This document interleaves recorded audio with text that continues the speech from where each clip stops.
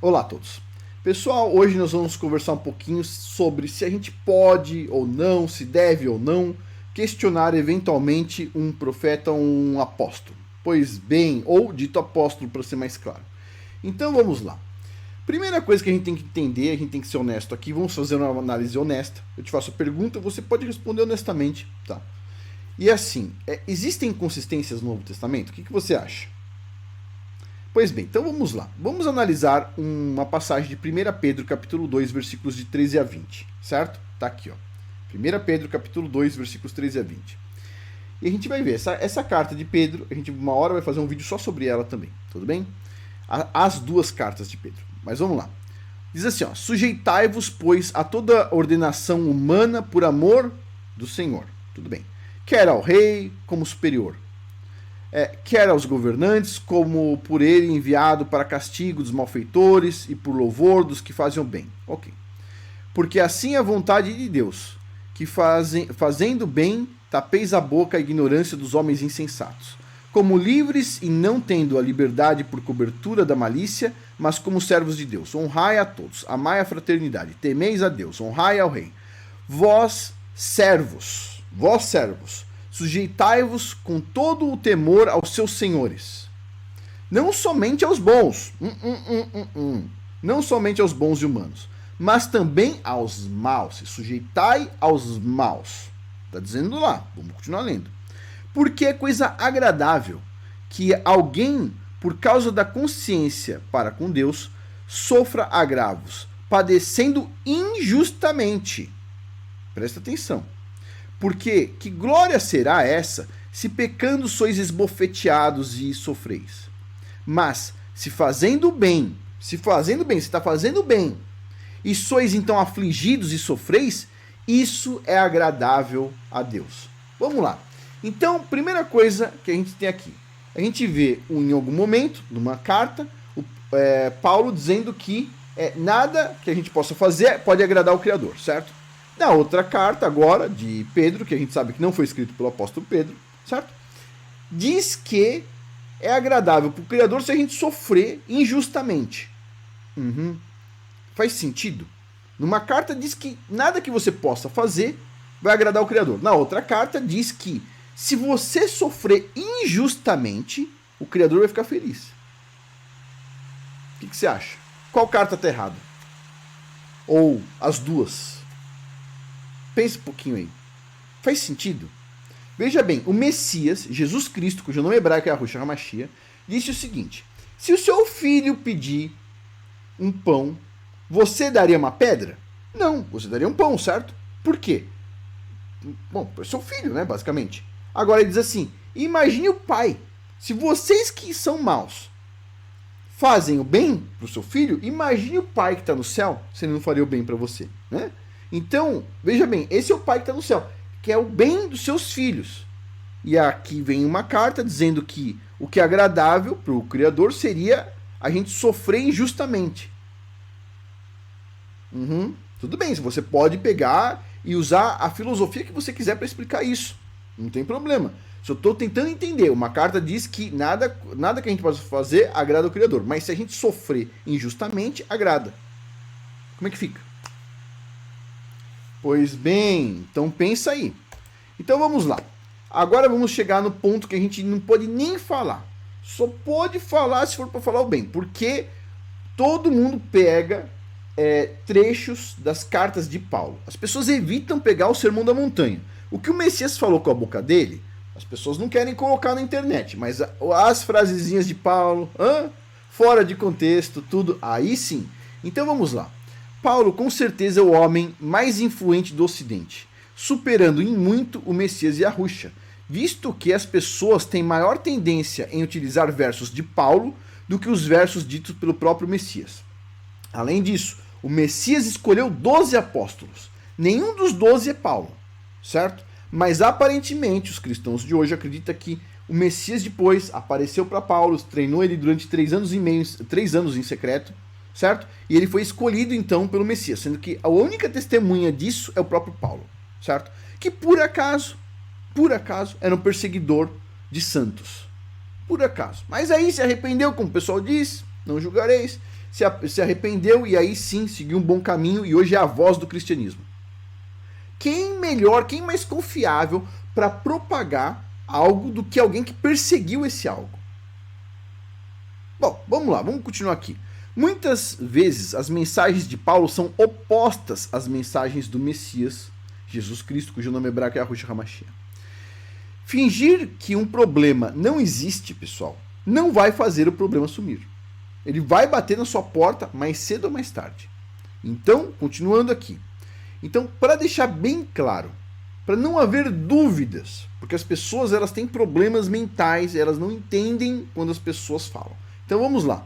O Messias, Jesus Cristo, cujo nome hebraico é Yahushua HaMashiach, ele está registrado no Antigo Testamento em profecias, querendo ou não está lá. Okay? Número 2, está registrado em livros históricos como Joséfos, querendo ou não está lá. Número 3, está registrado no Evangelho de Mateus, Matitiarro, que é o mais completo e o único que temos certeza que foi escrito originalmente em hebraico, certo?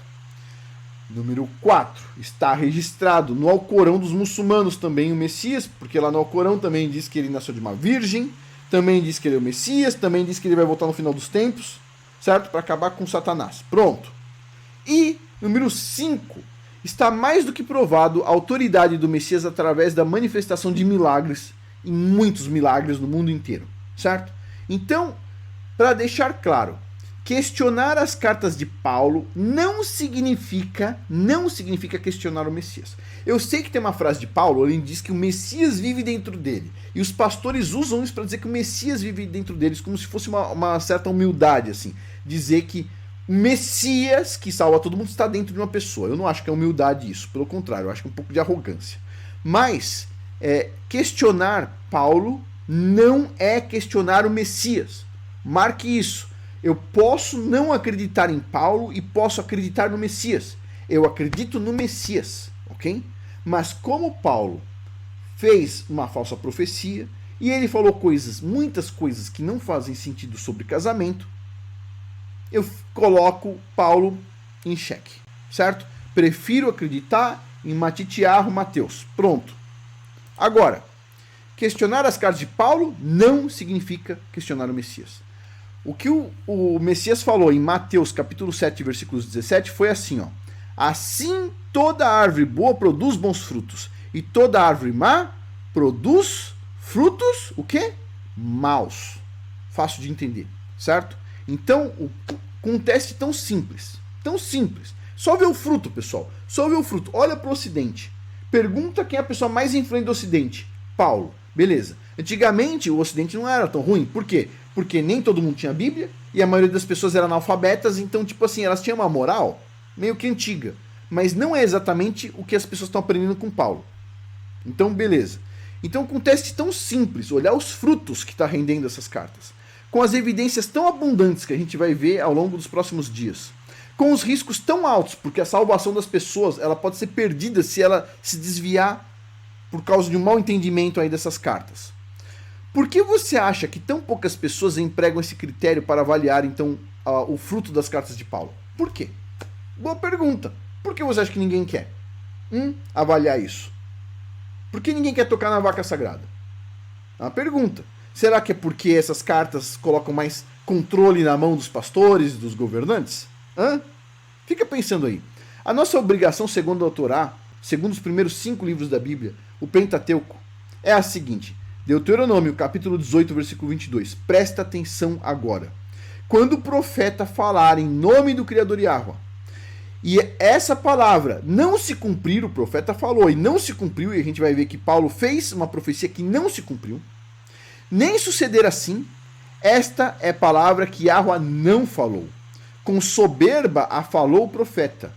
Não o temas. Se o profeta falou que ela tem uma profecia assim assado, e não deu certo, e a gente vai ver que Paulo fez, e não deu certo a profecia dele, então o próprio Criador diz assim, não o temas, não o temas. Ah, mas ele falou que maldito seja quem questionar ele. Pessoal, não temas, eu preciso confiar no Criador dos céus e da terra. Se o Criador falou para mim não temer, eu não vou temer.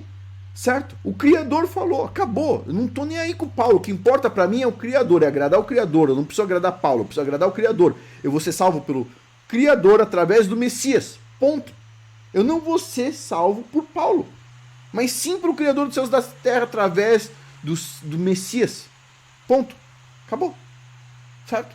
Não preciso ter medo. Tá aqui, ó. Não o temas. Tá escrito aqui, ó. Não o temas. Não o temas. Tá vendo?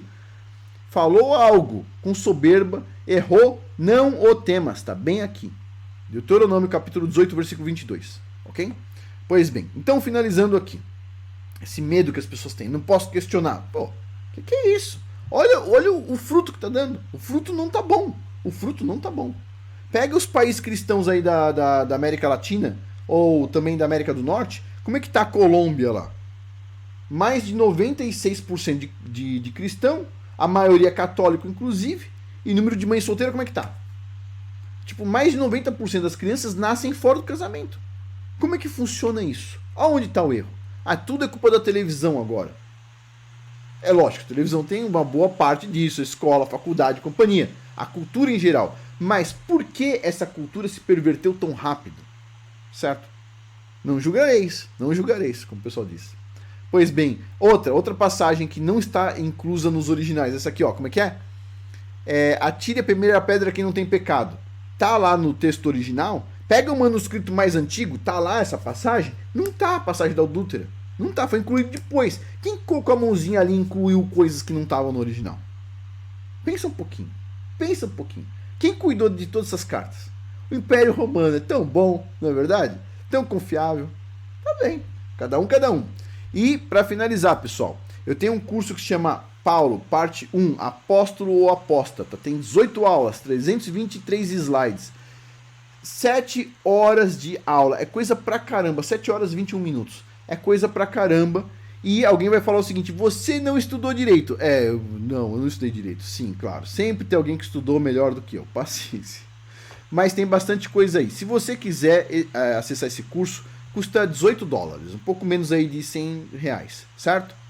Tá acessível, tá um preço bem legal. Mas quem quiser acessar não só esse, como vários cursos, tem a área de membros, pessoal. A área de membros tem vários cursos lá, você pode ver, vários de negócio, vários de probióticos e companhia. E tem também, claro, o curso Paulo, parte 1, Apóstolo ou Apóstata. Você pode vir aqui e ver quais aulas tem, quantos minutos tem cada aula, ó. Entendendo o desvio de longo prazo, 54 minutos, o esforço na defesa de Paulo, 31 minutos, sob a lupa do ceticismo científico, né, na verdade ceticismo, 30 minutos. E é isso, tem muita coisa aqui, dá uma olhada lá, vale a pena. E aproveita aí a área de membros que vai estar aberta até o dia 31 de dezembro de 2023. Depois eu vou fechar ela durante um tempão e ela vai voltar aí com preço maior. Ou R$14,90 ou R$19,90, ainda estou decidindo. Mas é isso, aproveita que está R$11,90. Quando o valor subir, quem tiver entrado com os 90, o valor não sobe. Quem entrou muito tempo atrás, pagando 8 ou 9 ou $10, continua pagando os mesmos 8 ou 9 ou 10, certo? Quem está entrando agora paga uns 90 porque tem mais curso. Certo? Quem vai entrar mais para frente vai ter que pagar um pouco mais porque está entrando com mais curso, né? Então é isso. Mas aproveita e assim, não é um pecado questionar, certo? Entender, né? Usar a lógica, usar o raciocínio. Quem colocou essa ideia de que a gente não pode usar lógica e raciocínio, inclusive, foi Paulo. Falou, não, você só pela fé, não precisa de obras, não precisa de nada. Só pela fé você vai ser salvo. Tudo bem. Então, ou seja, sua salvação eventualmente está em jogo. Então presta atenção. Ok? Por hoje é isso. Muito obrigado a todos aí pela atenção. Até mais.